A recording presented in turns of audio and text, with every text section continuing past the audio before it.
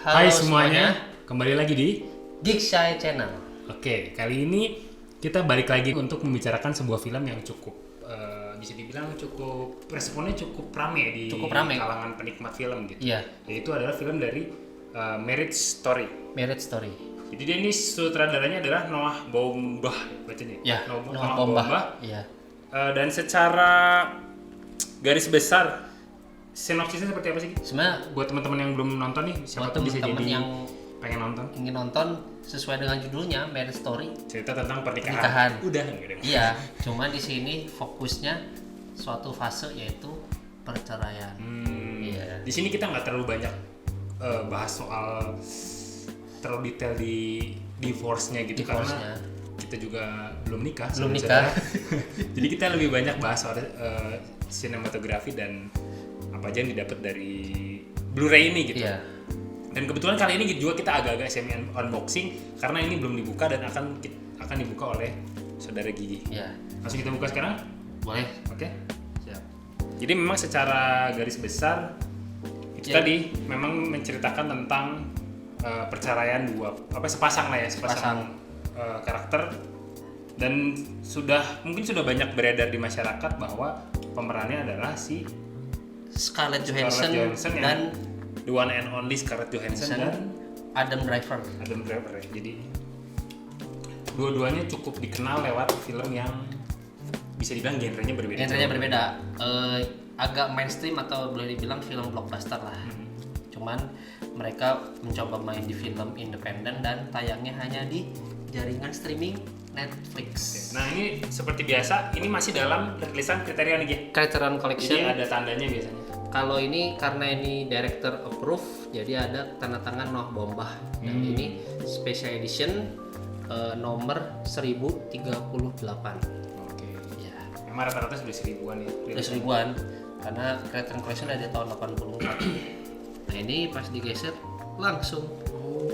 Ada Nicole, karakter yang diperankan oleh Scarlett Johansson.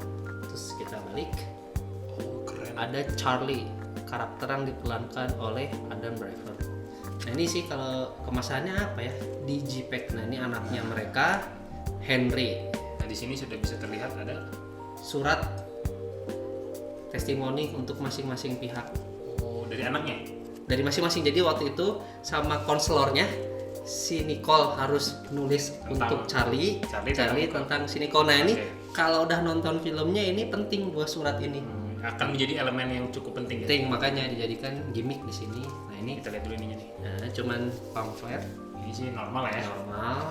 Nah ini paling ini sih backgroundnya adegan terakhir filmnya ini pas Adam Driver menggendong anaknya. Oke. Nah ini pamfletnya berisi tentang apa ya? Case-nya aja ya. Case-nya dan beberapa potongan-potongan adegan. Ya ini khususnya adegan terkenalnya ya ini yang mereka apa ya berantem teriak-teriakan gitu. Ini. Oh iya benar. Ini teh apa adu argumen gitu. Argumen ini dua adegan ini. Nah ini. Sebenarnya ini agak hemat cuman leaflet gini aja gitu. Iya. Tapi memang yang cukup menarik perhatian adalah ini tadi ya. Nah, si suratnya Surat ini. Jadi keren banget sih. Nah, ini sebenarnya nih kopian dari apa ya? Kalau di sana kertas folio gitu ya. Folio bergaris. Dan tulisan tangan ceritanya. Ini Charlie is. Nah, ini tulisannya dari si Nicole. Ini kita buka saja. Ini ceritanya harusnya 2 lembar, cuman kalau untuk ini jadikan satu gini. Nah, ini yang Nicole is. Ini dari suaminya. Nah, nanti sebenarnya yang paling penting yang ini, yang kuning ini nanti akan kita bahas. Oke. Karena ya ceritanya kalau udah nonton sangat penting yang surat yang untuk suaminya. Oke. Sudah cukup sepertinya kita bahas tentang kemasan secara fisik ya. Iya. Nah, ini lihat anaknya aja. Nah, oke. Nah, secara apa ya spesifikasi mungkin Marriage Story ini film yang dirilis Criterion itu seperti apa gitu? Jadi sebenarnya kalau udah masuk di jaringan Netflix kecil kemungkinan rilis fisik kecuali ada sebuah produsen yang mau istilahnya mensponsori ya. Oke. Nah, khusus kali ini Criterion secara eksklusif minta izin dari Netflix untuk merilis khususnya film-film yang masuk nominasi Oscar. Jadi banyak kan Netflix ya, ada film action, film komedi, cuman khususnya masuk nominasi Oscar secara eksklusif Netflix merilis dalam format Criterion gitu. Nah, untuk film Marriage Story ini sebenarnya film kedua dari Netflix yang dirilis eksklusif di Criterion. Sebelumnya yang udah kita bahas kemarin, Roma. Oke. Ya. Ini sebenarnya secara ininya Noah Baumbach itu sudah film ke-11. Cuman untuk di Criterion beliau sudah menyumbangkan 3 film sebelum ini. Jadi ini film keempatnya, tapi film yang bisa dibilang dapat hype atau dapat blow up cukup paling besar sampai masuk nominasi Best Picture Oscar malah. Tahun 2019 berarti Oscar 2020. gitu. Baru awal tahun ini. Iya. Tapi kalau kita ngomongin sedikit balik ke Noah Baumbach, karya-karya sebelum ini yang cukup hype tuh apa gitu? Apa nggak ada? Ada sebenarnya, tapi dia di jalur indie gitu. Khususnya Kicking and Screaming, terus The Squid and the Whale, nah sama judul film Frances Ha itu istrinya sendiri yang meranin. Jadi dia tuh banyak project-projectnya itu yang secara budget kurang gitu. Tapi karena ini Netflix original movies, jadi ada sponsor dari Netflix untuk bikin film ini.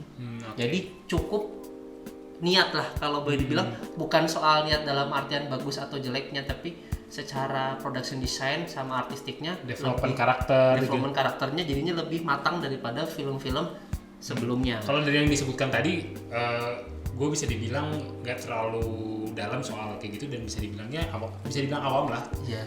Secara karya memang tidak ada yang terlalu terkenal, bisa dibilang kayak gitu ya. Bisa dibilang kalau di jalur indie atau di audience indie, beliau punya nama, tapi untuk di jalur yang agak mainstream baru ya sekarang ini. Jadi yang baru masuk mainstream bisa dibilang ini kan. Baru ini mainstream. Dapat hype, dibicarakan di mana-mana, iya. sosial media. Karena gue mengamati dari sosial media kok sepertinya banyak dibicarakan. Iya. Khususnya untuk dari segi sudut pandang soal topiknya gitu ya. Iya, topiknya. Paling ini kalau film tentang perceraian sebenarnya banyak ya. Ada A Scene from a Marriage, itu film tahun 70-an gitu. Tapi paling kentara atau paling terkenal dalam dunia Hollywood itu Kramer vs Kramer tahun 79.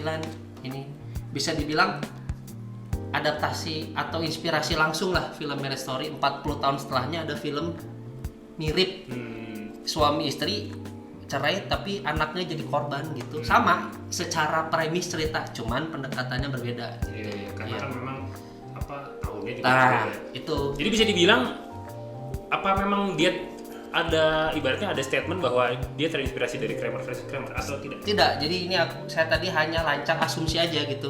Jadi karena membandingkan ada film dengan tema serupa di masa lalu. Di masa lalu, iya. Ya paling yang bikin kaget atau herannya, pertama kali nih si Miss Scarlett Johansson dipasangkan dengan Adam Driver. Karena kalau kita tahu khususnya di film-film blockbuster mainstream kan, kita tahu Scarlett Johansson itu terkenal sebagai Black Widow di Marvel franchise. Sama Adam Driver terkenal sebagai Kylo Ren di Star Wars. Nah, khususnya di tahun 2019, di tahun yang sama, mereka berdua itu main di 2 film dari franchise masing-masing kan? Iya. Avengers Endgame, film terlaris sepanjang masa, sama penutup dari Skywalker Saga, The Rise of Skywalker. Di sini uniknya dua-duanya kalau udah nonton pasti tahu ada kesamaan di antara dua karakter itu. Dan secara development karakter menurut lu nih kan di mana-mana tuh agak sulit ya melepaskan aktor atau aktris dari karakter, bisa dari novel superhero itu bisa agak susah kayak Daniel Radcliffe sangat sulit lepas dari Harry Potter gitu. Kayak dari Robert Downey Jr. sangat sulit lepas dari Iron Man.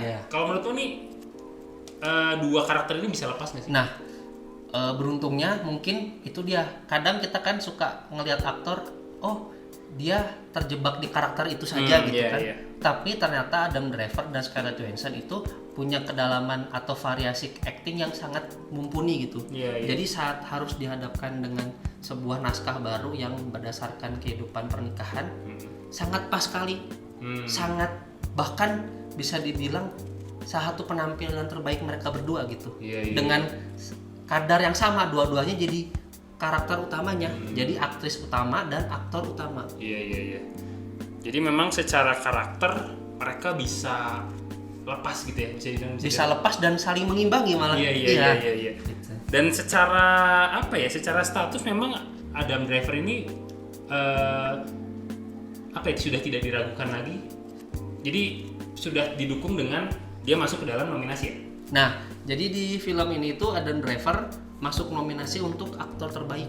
Oke. Cuman memang tidak menang gitu kan ya. Iya, cuman dia sudah masuk nominasi. Karena saingannya Joker. Iya.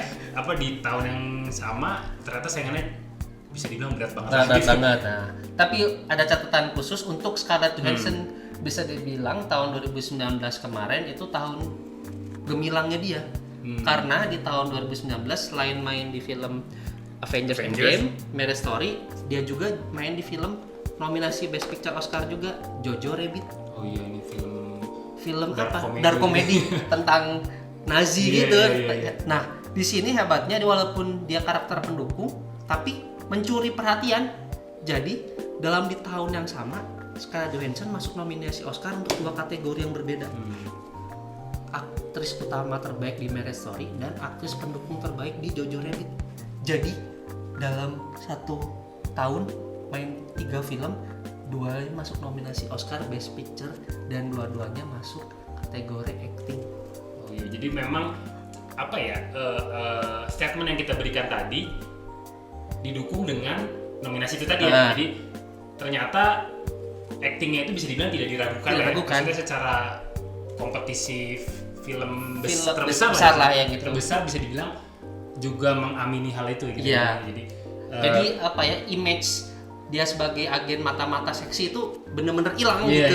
Iya. Kan? Jadi kita nggak nonton dia ini mah Black Widow gitu, enggak. Dia bisa blend ini dalam karakternya. Dan memang salah satu titik berat dari kalau kita ngomongin soal film ini adalah 2 karakter tersebut yang sangat jomplang ya gitu. Iya, jomplang. Dan apa sih konflik dan polemik yang terjadi di dalam 2 karakter itu ya? Iya. Kalau misalkan bisa dibahas sedikit, sebenarnya yang menurut lu yang menjadi apa ya, highlight dari konfliknya apa sih? Sebenarnya lebih kayak gini sih, karena jujur masalah konflik Kramer versus Kramer sama Marriage Story kan karena tadi kamu sempat bilang tahunnya beda. Berarti permasalahannya beda, generasi yang melakukannya juga beda. Di sini kalau yang tahun 79 ini ceritanya masalah orang yang bisa dibilang baby boomer gitu. Iya, betul. Jadi waktu mereka berpasangan itu, mereka tuh sebenarnya kelahiran tahun 50, 60 gitu kan, waktu kejadian di sini. Nah, di sini itu hebatnya realitas anak zaman sekarang, generasi milenial gitu kalau punya keluarga gitu. Ya ini ditampilkan di sini bahwa sebenarnya ada sebuah apa ya sebutannya, inherit atau di dalam diri mereka tuh kan kalau galaksi Millennials butuh pengakuan ya. Betul. Nah, di sini juga sebenarnya dua pasangan ini tuh masalahnya hanya butuh pengakuan dari pasangan masing-masing gitu. Iya. Jadi masalah karakteristik milenial dihubungkan dengan kehidupan pernikahan. Nah, itu yang sangat relatable, mungkin bisa dibilang kenapa bisa dapat hype karena gue banget lah gitu kalau. Makanya kenapa yang sebenarnya menjadi pertanyaan di benak gue adalah kenapa sangat dibicarakan di sosial media. Sosial media kan bisa dibilang berarti konsumennya itu milenial ya maksudnya. Dan kenapa ya? Oh ternyata mungkin memang relate gitu ya. Karena ketika generasinya atau dia berpikir bahwa nanti gue akan menikah dan konflik-konfliknya seperti apa sih gitu. Dan memang banyak dibicarakan dari aspek kalau lu cerai zaman sekarang atau menikah zaman sekarang. Karakter dari keduanya ini memang dibuat beda ya. Dibuat beda. Jadi ceritanya apa ya sebutannya, upbringing, bawaan keluarganya kedua karakternya berbeda. Latar belakangnya ya, jadi terbentuk di latar belakang kedua yang berbeda, ketemu di satu titik dan itu menyebabkan konflik ya.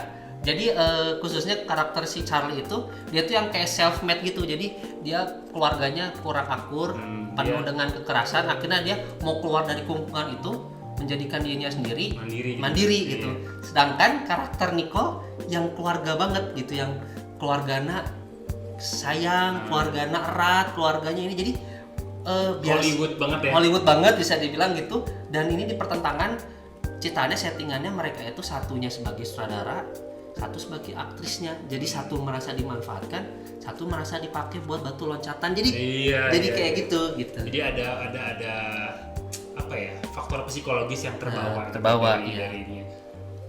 Dan selain development karakter keduanya yang memang bisa dibilang mumpuni, menurut lu ada pendukung apa lagi selain itu?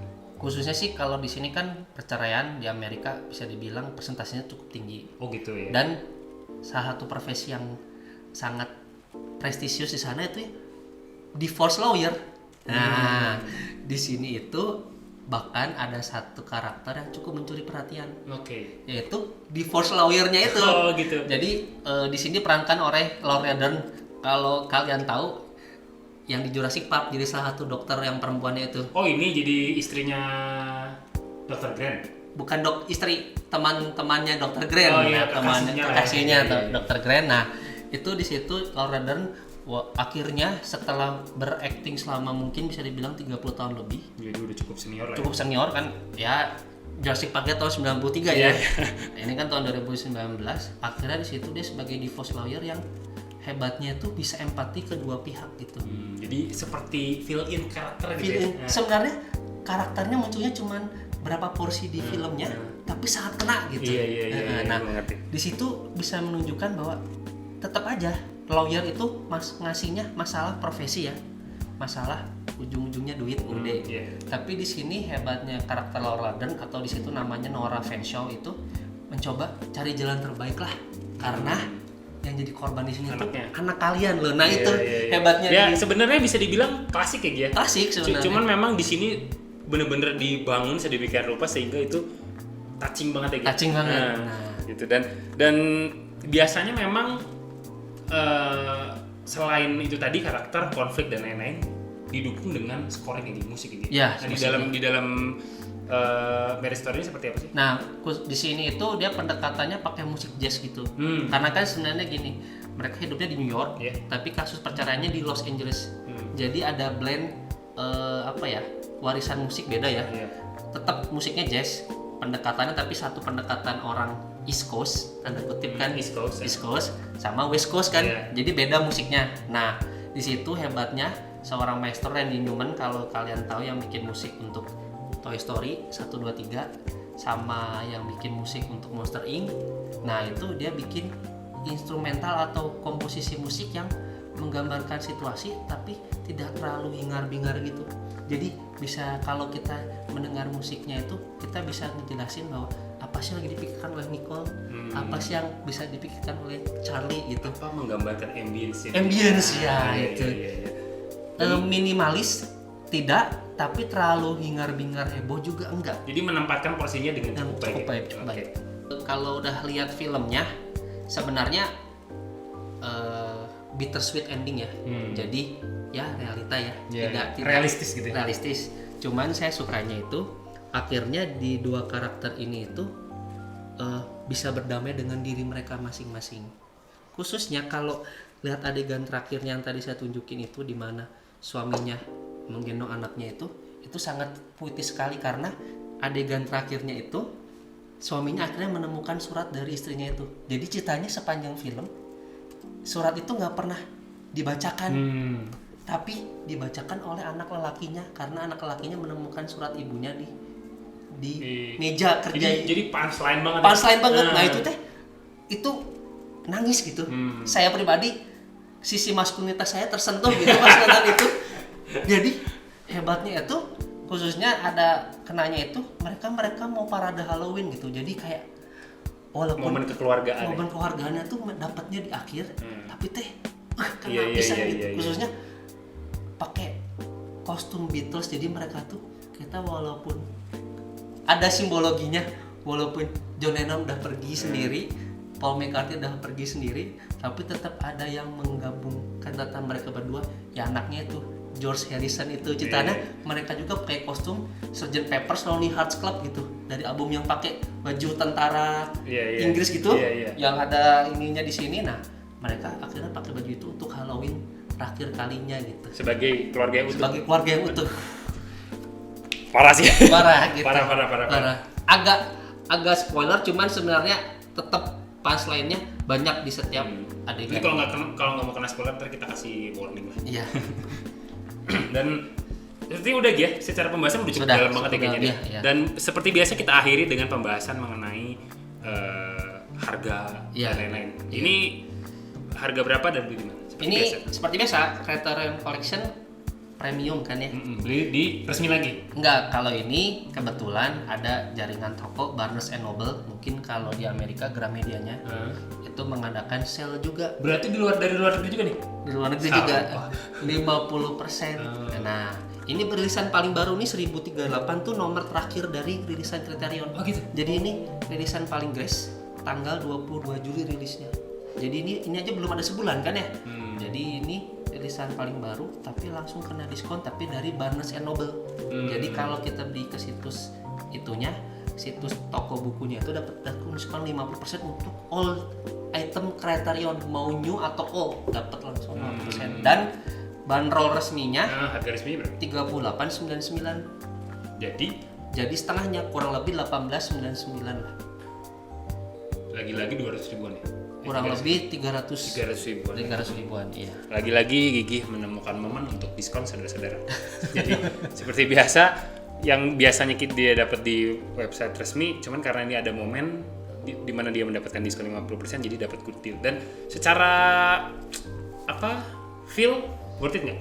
Sangat worth it sekali, bukan lebay, tapi karena di sini packagingnya simple. Biasa. Ya. Tapi biasa bonus fitur di belakangnya itu cukup bagus, dan ada digital transfernya dari Netflixnya itu 4K dan dengan audio DTS HD. Jadi kalau kita bisa nonton dengan spesifikasi sound bagus, walaupun film drama, tapi jangan diragukan musiknya bagus sekali. Jadi itu tadi, karena musiknya sudah kita bicarakan tuh dalam banget. Jadi, iya. kalau didengarkan dengan audio yang optimal tuh tambah berasa gitu. Iya. Yang biasa tadi kan, karena membangun suasananya. Iya. Drama Tapi banget. minim CGI ya. Nah, jelas. Kebalikan Star Wars dan Avengers. Iya. Nah, itu makanya secara umum kesimpulannya adalah dia bisa menampilkan genre yang bertolak belakang tapi dengan sangat bagus gitu. Iya. Gitu. Jadi ada lagi? Sudah, itu aja. Sepertinya sekian untuk pembahasan tentang film Marriage Story ini. Jangan lupa di subscribe untuk konten-konten selanjutnya. Dukung terus channel ini supaya subscribernya banyak. Oke. Nanti kita akan banyak bahas-bahas konten lainnya. Share juga ke teman-teman kalau ada yang senang perfilman, bisa kita bahas secara dalam, atau komen di bawah kalau mau ada yang ditanya-tanya. Oke, sampai jumpa di video selanjutnya. Bye-bye.